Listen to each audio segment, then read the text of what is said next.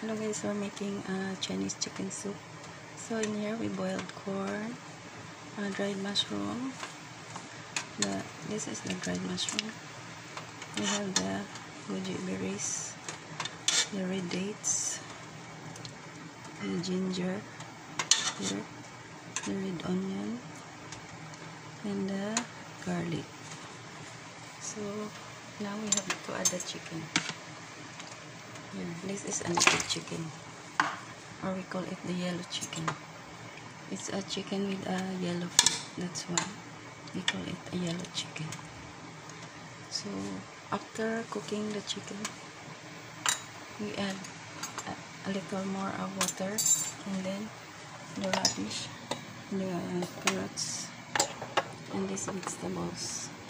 This is a Baguio pichay, and then the leeks, and then we season it again with salt, pepper, and the magic essence or the chicken powder, and then you serve it hot, guys. Thank you so much guys for watching.